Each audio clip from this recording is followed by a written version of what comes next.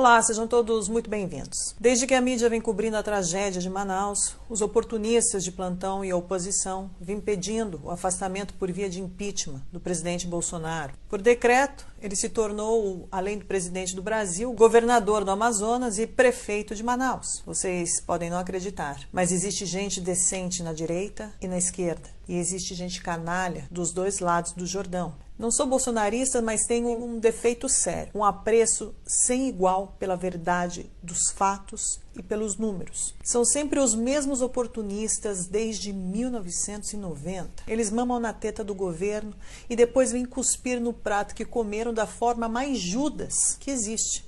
O pior é que a grande mídia e uma parte da população vai atrás do Judas. Direito deles, não é mesmo?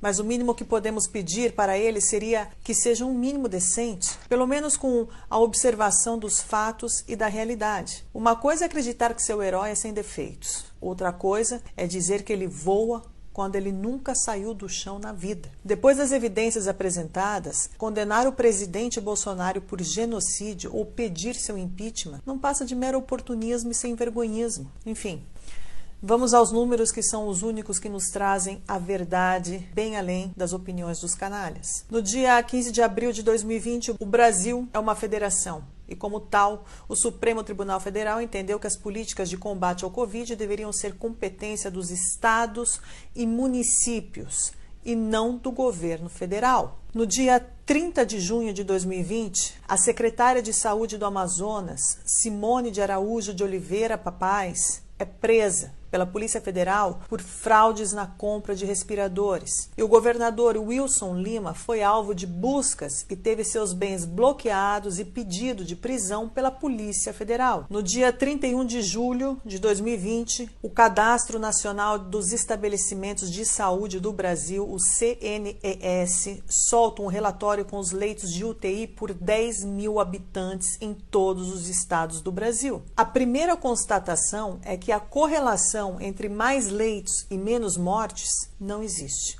No dia 31 de outubro de 2020, o estado do Amazonas desativou 85% dos leitos de UTI entre julho e final de outubro de 2020. No dia 31 de dezembro de 2020, além dos repasses obrigatórios da União ao longo do ano de 2020 para o estado do Amazonas e seus municípios na questão da saúde, o governo federal repassou mais 516 milhões de reais especificamente para o combate contra o Covid. No dia 15 de janeiro de 2021, a polícia descobre em 2 lugares diferentes em Manaus um total de 73 cilindros de oxigênio escondidos por empresários. Fica bastante claro nos eventos citados a total falta de culpabilidade do presidente Bolsonaro nos eventos ocorridos em Manaus. Muitos estados estão acima da média nacional em números de óbitos por milhão de habitantes, como é o caso de São Paulo, Rio de Janeiro, Espírito Santo e até mesmo Ceará. E não ouvimos falar de genocídio por parte do presidente nesses estados. Por outro lado, os estados que estão abaixo da média nacional não geram também para o presidente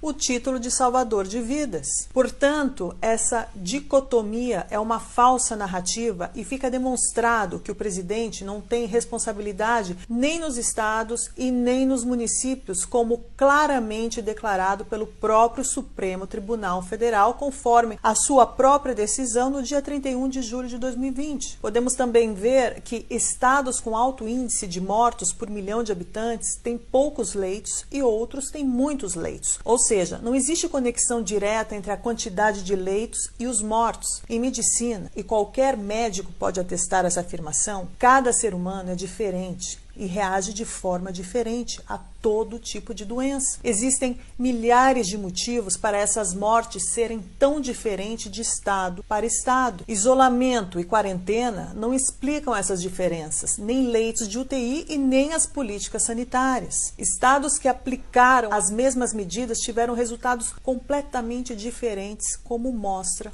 o quadro. A explicação é simples, mesmo que complexa. A incidência de mortes na população tem explicação multifatorial e ponto final. Se depois disso você ainda acha que o culpado de tudo isso é o presidente Bolsonaro, eu sugiro que você procure o psiquiatra mais próximo e se trate por pinocchioísmo avançado ou coisa pior.